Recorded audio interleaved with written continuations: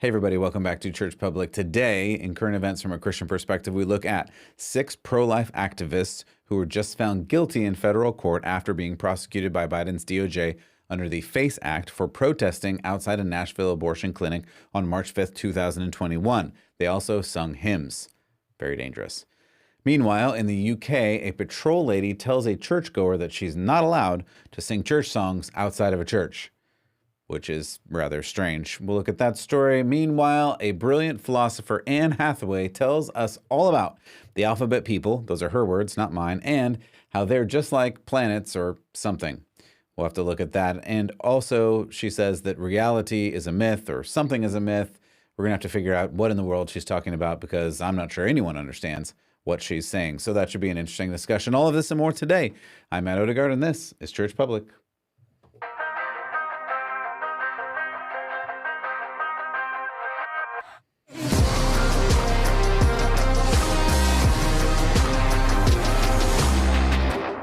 Welcome back to Church Public. I'm your host, as always, Matt Odegaard, and I really appreciate you stopping by, audio listener. If you want to see some of the pictures and videos that are going to happen today, you can navigate to churchpublic.com or any of the podcast places like YouTube.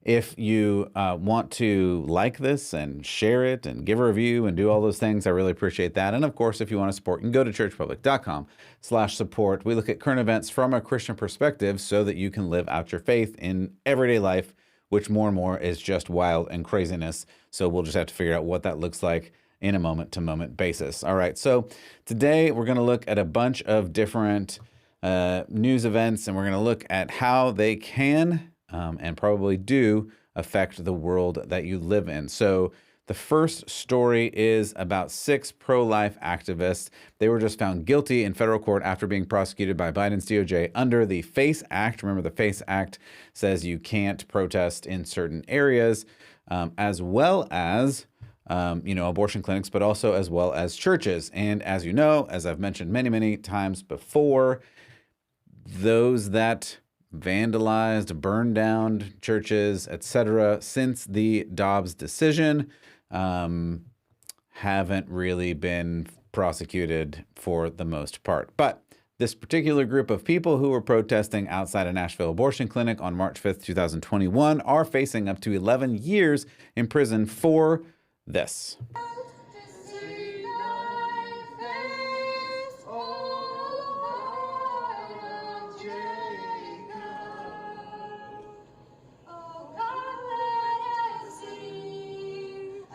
So at any rate, if you were just listening, they're sitting there and singing songs, worship songs to God in front of an abortion clinic, all for the hope to save babies' lives. And for that, some of them are going to face 11 years in prison.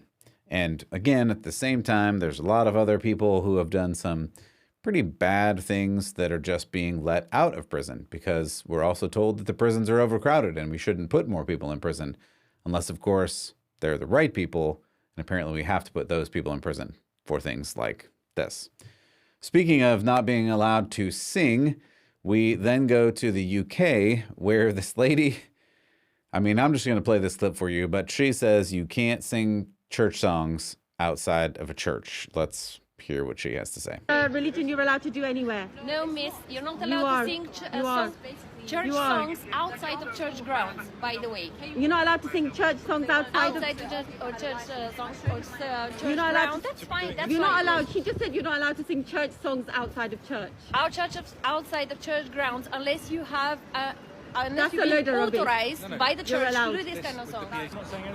Are you saying that you don't care about the Human Rights Act? You're lost. So, oh man, I paused it in a terribly awful place there. We're gonna navigate away from that. Anyway, so if you were just listening, you didn't see this.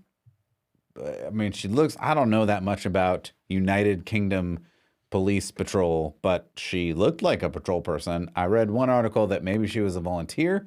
At any rate, I don't think that matters if you're going to, deputize somebody to represent your police department. Maybe they should know some of the laws. What do I know, people? Anyway, I was reading that this was filmed on Oxford Street, very popular, famous street in England and Westminster over the weekend. And here's what we have to key into. I know all of that's silly, but we have to key into the fact that she says, this patrol lady, I'm going to say lady. I know you're not supposed to say that, but says that you're not allowed to sing church songs outside of church. Not allowed to sing church songs outside of church. Like, listen, people, I don't know what we're doing anymore. I keep telling you, they want to say you cannot have your faith outside of your home and your church. And you say, Matt, that's crazy talk. You can be faithful everywhere.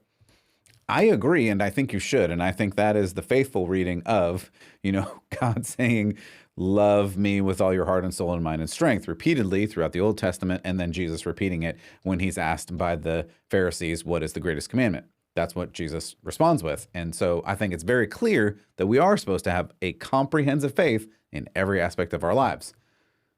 There are leaders in governments in the world, whether or not this person is a volunteer police person or whatever, who are saying, no, you are not allowed to have your faith. You're not allowed to have your church songs outside of church unless you have, what was she saying? Unless you have some kind of permission to do the songs in other places.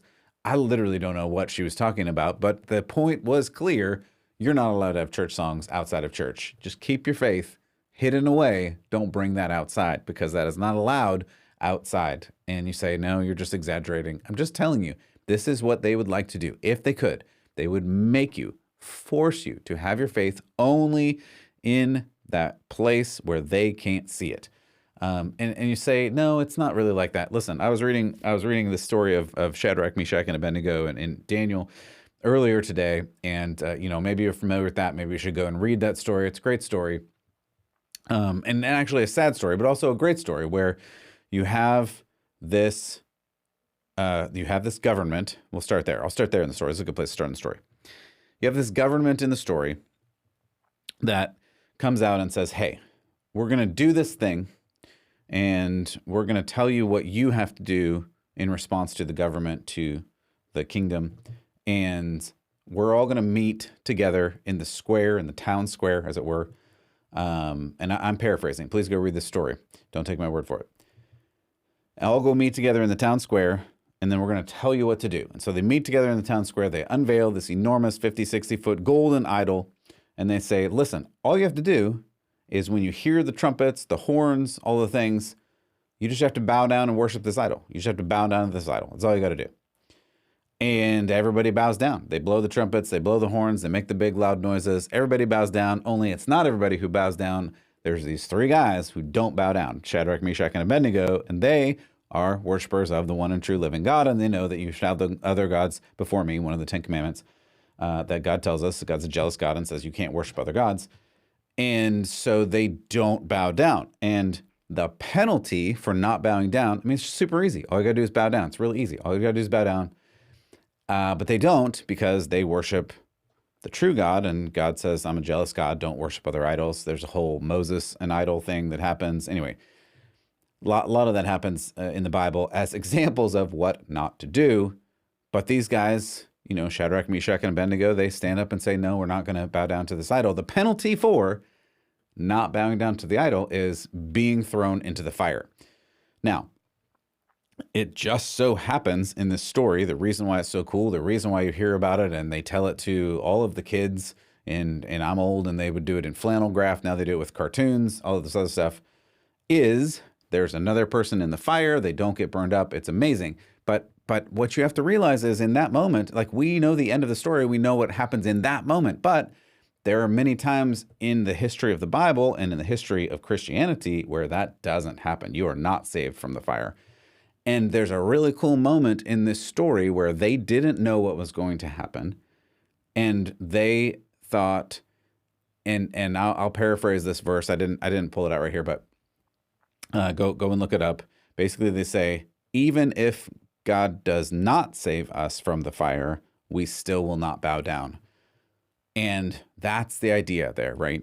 You have to do the right thing, even if no one knows. You have to do the right thing, even if the penalty is going to be really severe. You just have to do the right thing. This culture, more and more, we went through this wonderful golden age of the 50s, whatever, and the 60s and the 70s, maybe the 80s, 90s, where you could do whatever you want and be a Christian and everybody loved you. And now we're not in that. And now you have to realize that if you stand up for Christ, people are going to say, no, you can't do that. You can't have your church songs in this place. So I think it's important to point that out when we see real life, current examples of this kind of thing happening. I know it was not as severe.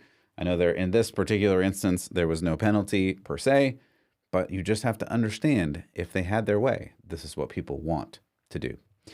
All right. Speaking of having their way, this is just a wacky story, but I was seeing it bounce around social media and I figured, hey, let's talk about it. I'll spend a little bit of time in this because I think it's worth it. There's a bunch of different points that I want to pull out of this. I watched it once or twice before starting this just to kind of understand what was happening, because honestly, the first time I watched it, I did not understand a word this person said. So we have just, Nobel laureate philosopher, just kidding, none of those things are true, and Hathaway, who has some things to say to I think she calls them the alphabet people. We'll see what she says. So let's listen to a little bit of this, and then I'm going to pause it here and there, and we'll talk about it. What I love most about this community is the way you own the alphabet. Okay, listen. Her words, not mine. Pretty sure you just called them the alphabet people. Let's keep going. L, G, B, T, T, Q, Q, I, A, P. No letter left behind. All right. I know it is impossible. You're sitting there going, and I feel the same. It's impossible to keep track of all of these letters. It's impossible. But I just have a question. And you know what? I'm just going to ask this question. What is the P? We know the LGBs, and now we know all the T's, and I've talked about all of that, and there's a bunch of other ones in the middle. But what is the P? I don't know, and I'm going to let you figure it out. But does it end with philia? I don't know. Let's keep going. No. For real, what I love about this community is the freedom that comes with being yourself, all of yourself. I love the energy, the activism, the generosity, the light, the shade.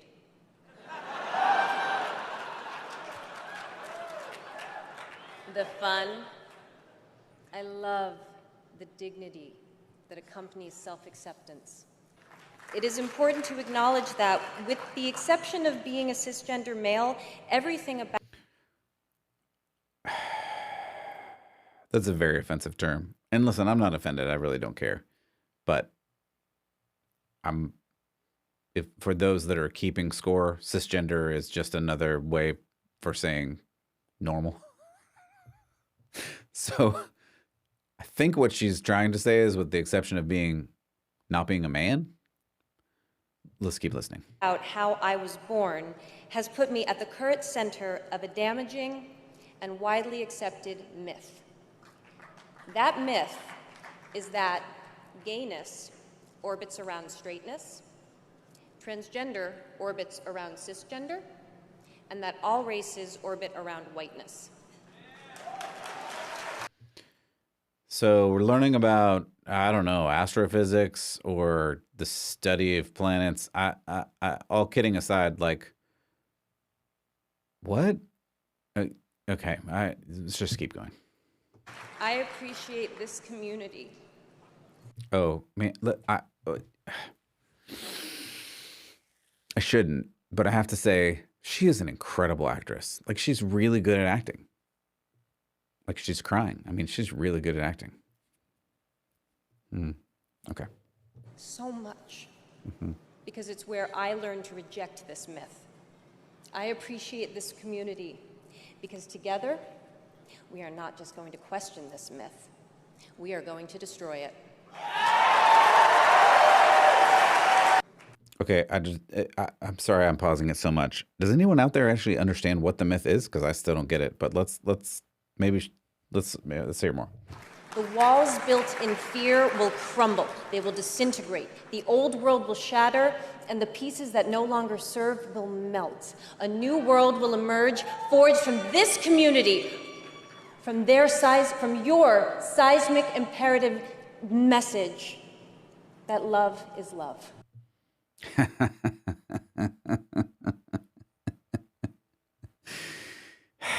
So, I mean, listen, I know you guys, you probably like check out when I start talking about deconstructionism and postmodern deconstruction and all that. But wow, that was actually an excellent example of what postmodern deconstruction is. I'm not sure it was intentional, but it was an excellent example of that. And that would be that you see something and you look at it and go, this is broken. So we just have to take it all completely apart and, her words, destroy it, destroy the foundation of what it is, and then replace it with something. And if you really listened, you heard replace it with you as a community, whatever that means. So we're removing the foundation of all reality, the foundation, the myth, apparently, that reality is real. It seems like the myth is that men are men and women are women, etc. I think that's the myth that we're destroying here. I'm really not entirely sure. I'm not sure she's entirely sure, because once you get to this level of postmodern deconstruction where you're just looking at a thing and going, I don't like this thing, so I'm just going to take all of its parts apart and then not put it back together, because you have to destroy it and replace it with something. And what are we going to replace it with? Love is love. And wow, I've talked about this a lot, so I'm not going to get too deep into it today, but it's such a funny altruism that doesn't mean anything. Love is love. What does that mean? Like, really, what does it mean? I know you're yelling at your screen or your phone going, well, it means this, but what does it mean? What does love is love mean? That is a circular definition just from a logic perspective. You can't define something with its own term. Everyone in first semester logic knows that's you can't, circular reasoning. But beyond that, the implication, of course, that we hear over and over again is that it means you accept whatever someone tells you that they are, that they want to be. You just accept it. You can't question anything. You can't say, yeah, I hear you say that you're a person who thinks they're an actual cat, but you're not, because people are people and they're not cats, and men are women, and that's not a thing. So men are men and women are women. Like reality is real, and reality will come crashing down regardless of how much you say you want to make something else. So love is not love. God is love. Apart from God, there is no love. 1 John 4:7 and following. I mean, this is the foundation that this philosopher activist wants to destroy and get rid of, rather than thinking, yeah, but you can't destroy the foundation and think that there is a new thing on which to build. There is a foundation because it came from somewhere. In this case, the foundation of civilization, the foundation of sexuality, the foundation of reality comes from God's creation. Even the founders of America, as broken and distressed as they were, knew that our laws, our land, were based on nature and nature's God, creation, and the creator reveal reality. And we have to live in that. We can't just make up our own thing. But again, this is what we're asked to do. So when I see things like this, from a philosophical perspective, I have to lean in and say, that philosophy doesn't actually make sense. From a theological perspective, I also have to lean in and go, your theology is just wacky, and the end of this road that you think you're on does not lead to where you think it's going to lead. And the reality is, as maybe she's hinting towards, she is an upper class. I didn't look. I saw somewhere her net worth is somewhere in the billions, I think. And she has children. And so the things that she's saying that you just need to destroy and let go of are things that she's actually living. So then you get into the, like, do you do what you say you're going to do? Are you going to live this way? And the reality is, clearly by the evidence, she's not going to live in this way. She just wants the rest of us normie apparently weirdos who believe that men are men and women are women and families are just families, like man, woman, and child. We're the weird ones. And the LGBTQAIP hashtag ++ dollar sign squiggly emoji, that's the new normal that we need to lean into. Yeah. I'm going to need some more evidence that this leads to the utopia you think it's going to lead to. All right. We're going to move on from this story because there's no end to this rabbit hole.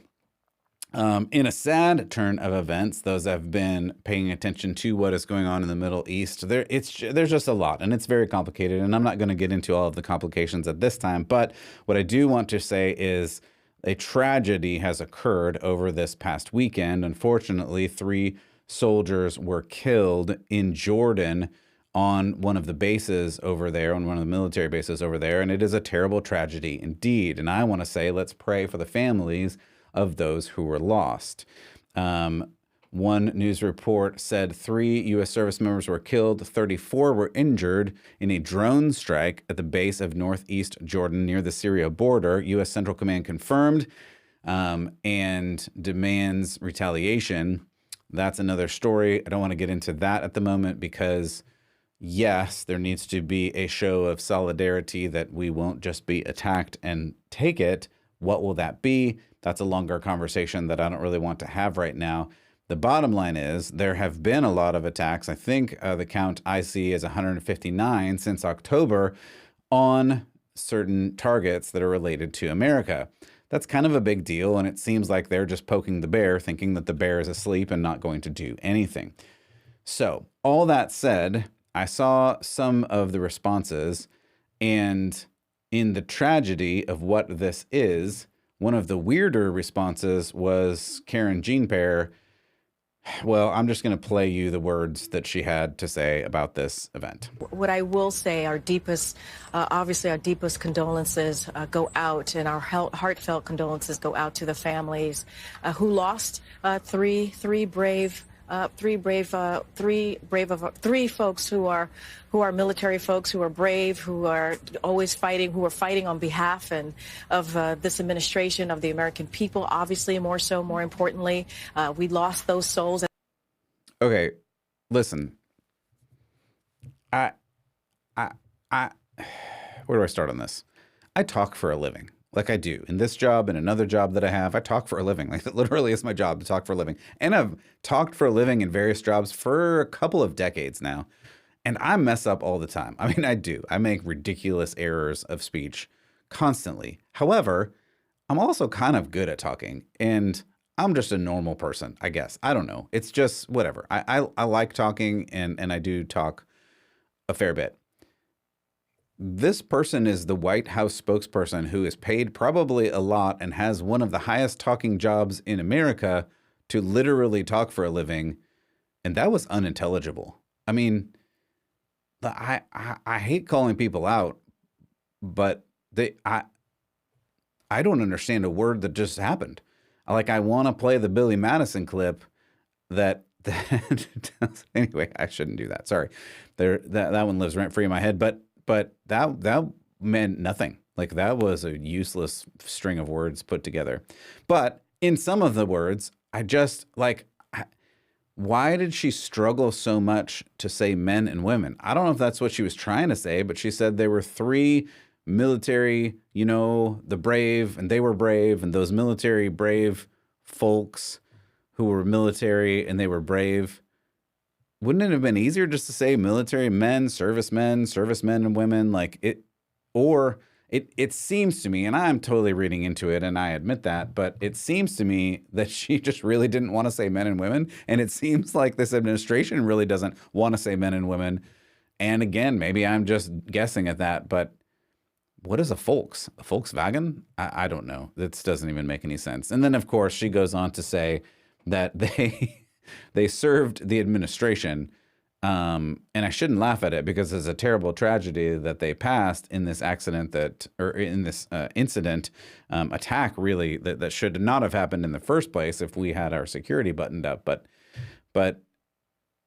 is the entire United States military serving the administration? Like, is that the role of the military? Like, think about that. Like, come to your conclusion on that. Is the role of the military to serve the administration, or is the role of the military to serve the American people, keeping our borders protected? And, you know, every armed force has a certain motto.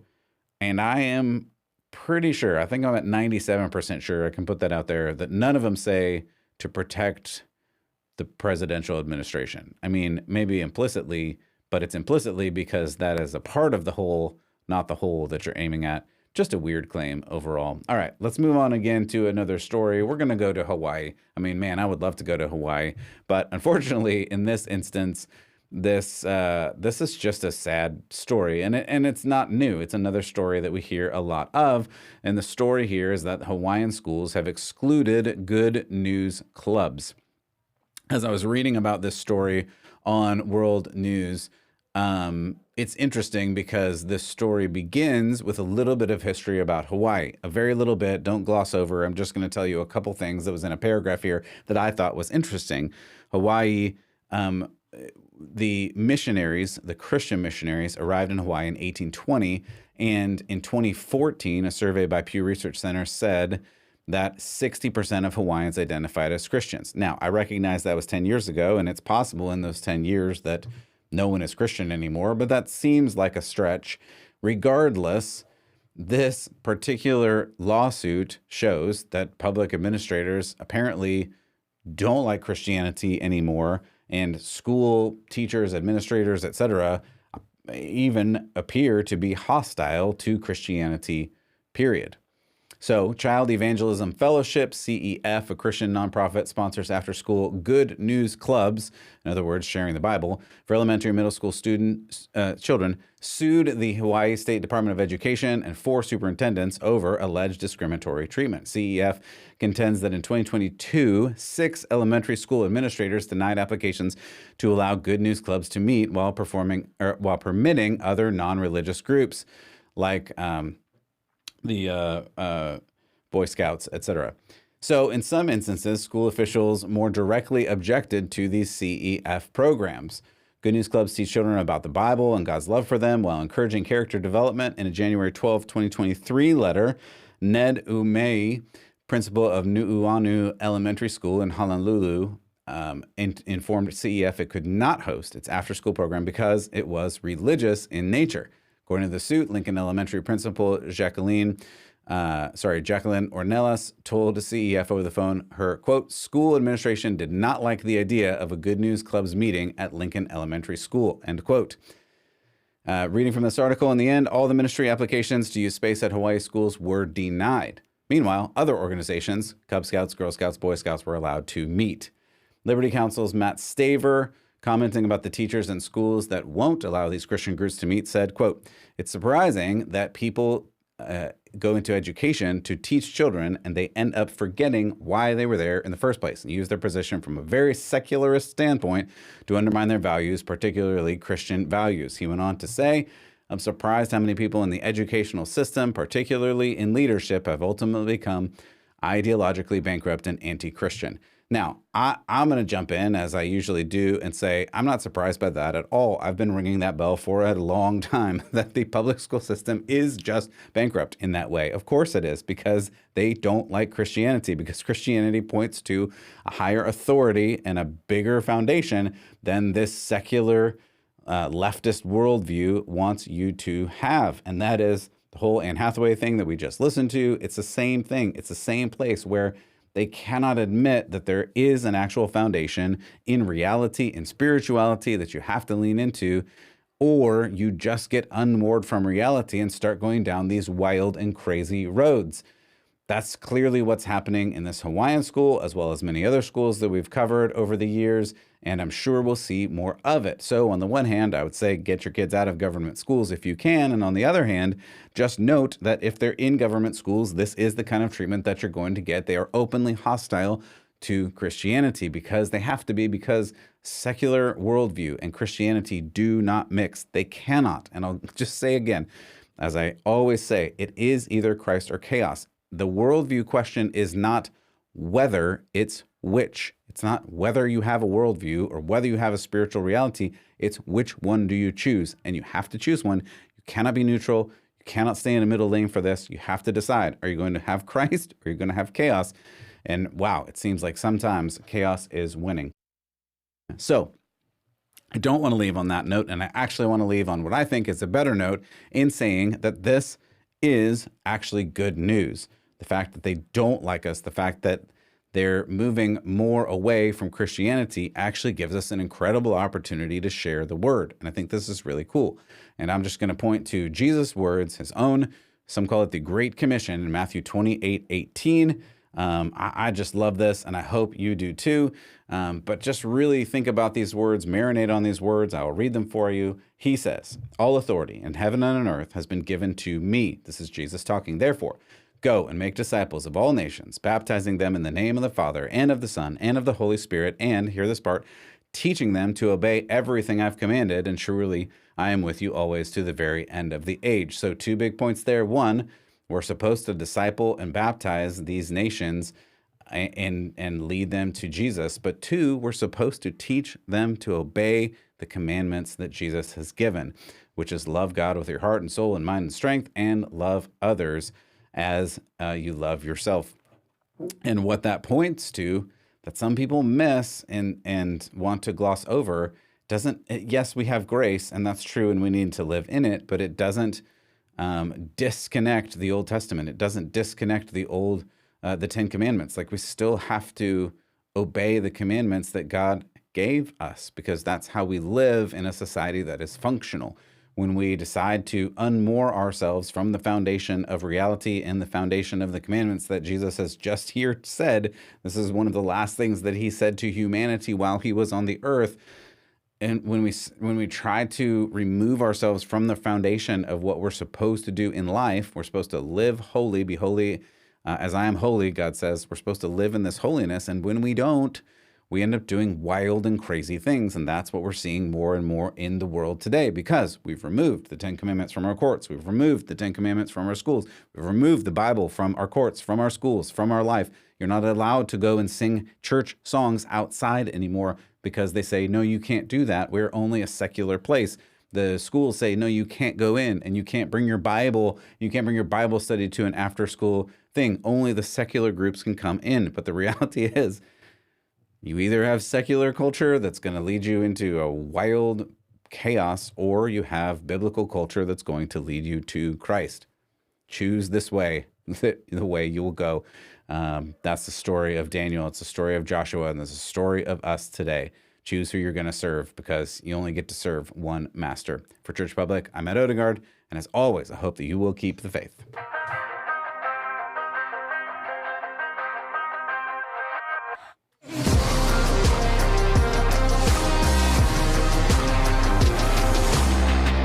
Once again, thank you so much for stopping by today. I really appreciate you. If you haven't already, like and subscribe, review, share this with a friend who needs to hear about Jesus today. And if you want to support, go to churchpublic.com/support. We will see you next time.